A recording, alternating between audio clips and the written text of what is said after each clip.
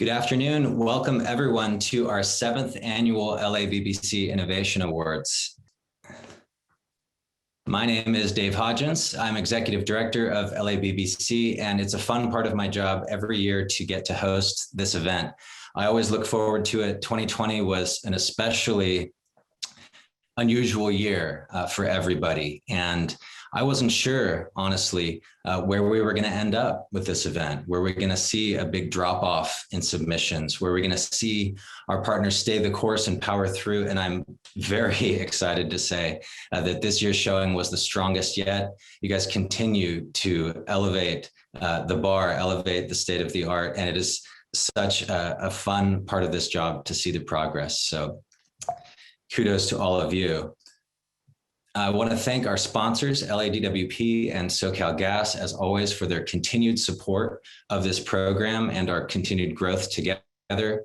We have a great program for you today. We have some great speakers, including our Chief Sustainability Officer, Lauren Faber-O'Connor, Maria Vargas from DOE, Councilman Kevin De Leon, as well as a fireside chat on women in the workforce and coming back from COVID with Cheng-Wei Sun from the Women's Research Institute, and some fantastic projects and some other announcements that I will now begin transitioning to. But first, a little bit of context from someone who I think most of you will recognize and has really emerged as a leading voice, not just on climate, but a lot of the big issues that we are facing as people. With that, take it away, Bill. In a typical year, the world emits over 51 billion tons of greenhouse gases. And as we keep doing that, the consequences for human life will be catastrophic. When I first fell in love with computers as a teenager, they were enormous, expensive, and only the government and big companies could afford them. But my friends and I became obsessed with a wild idea. What could we do if there was a computer on every desk? And now the wild idea is quite tame. Billions of people not only have computers on their desks, but even in their pockets. Now the world needs another breakthrough. In fact, it needs many breakthroughs. We need to get from 51 billion tons to zero while still meeting the planet's basic needs. That means we need to transform the way we do almost everything. Our commitment to developing these innovations will mean the difference between a future where everyone can live a healthy, productive life and one where we're constantly dealing with the human and financial crises at a historic scale. Entrepreneurs and investors have to build new businesses and change existing businesses to get these solutions deployed. Government leaders have to enact new policies that drive the market for clean energy, and advocates have to keep their voices loud to hold all of us accountable for rapid progress. Avoiding a climate disaster will be one of the greatest challenges humans have ever taken on, greater than landing on the moon, greater than eradicating smallpox, even greater than putting a computer on every desk. My basic optimism about climate change comes from my belief in innovation. It's our power to invent that makes me hopeful. Thank you, Bill. I also am obsessed with a crazy idea, and it bit me about 15 years ago when I was introduced to the idea that energy savings could be mined to finance the decarbonization of our existing buildings. I can't get it out of my head. And so as we sit here looking at these overlapping crises in front of us, a human health crisis, a social equity crisis, an economic crisis, and a climate crisis, we need to keep in mind that we're trying to achieve more than just climate action. We're trying to achieve action that's lifting people out of poverty. These are the 17 United Nations Sustainable Development Goals. You see, climate is one of them. But if we can develop cross-cutting solutions, and buildings represent an opportunity to do that, we can get at this and we can thread that needle and achieve those Sustainable Development Goals, put ourselves on track to achieve them by 2030, start to see the benefits and hit hit that sweet spot, that bullseye by 2050, and stay in that green zone, stay in that safe operating zone within the planetary boundaries where we're thriving in equilibrium. We have this opportunity in front of us to do that. It's not going to be easy. And I love this quote: adversity does not build character, it reveals it. And that's absolutely true of all of our finalists here today.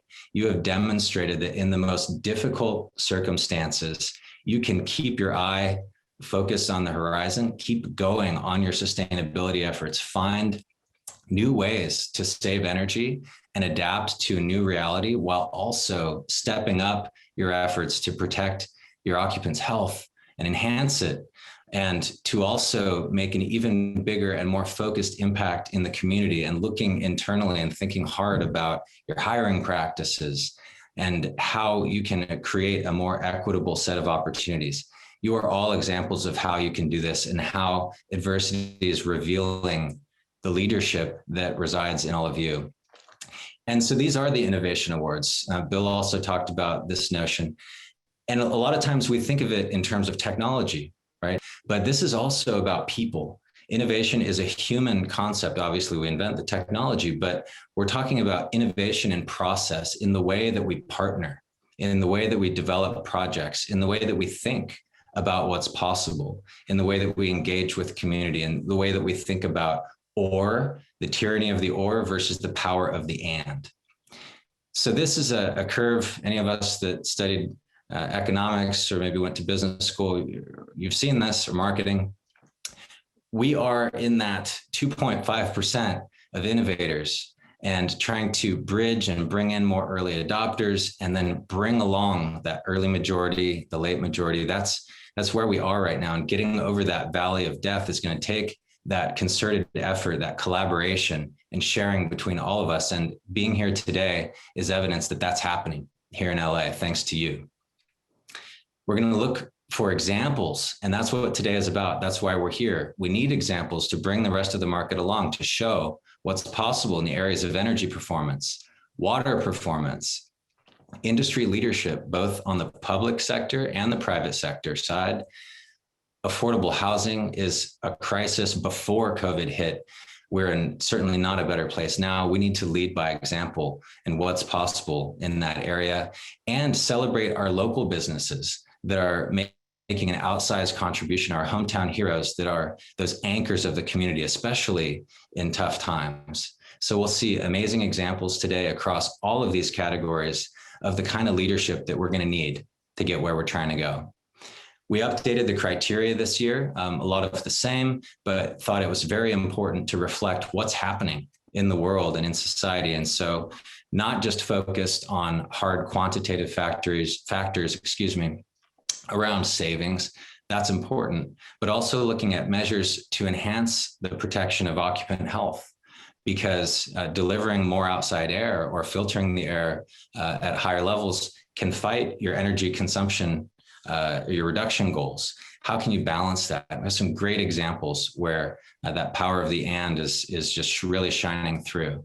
And qualitative factors are also super important. This is about innovation and leadership. So not just innovation and technology and execution, but also measures taken to address real issues around diversity, equity, and inclusion, the S in ESG, this bigger definition of sustainability that more of us, more and more are embracing. And that's such a positive development we want to highlight here.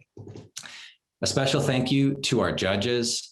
A lot of you have been doing this for multiple years. I appreciate the continued investment of time, and it's your expertise and your perspective that makes this meaningful. This isn't an in-house game. This is all of you deciding to collectively what makes these projects innovative and most worthy of recognition. Also want to thank our collaborating organizations. Not all of you were able to judge, but all of you have been a tremendous help in promoting this event and mainstreaming these ideas, because that's where we are. Sustainability is not a standalone. It's not a silo. It should be, and is, with many of the companies featured here today, woven throughout every single thing that we do.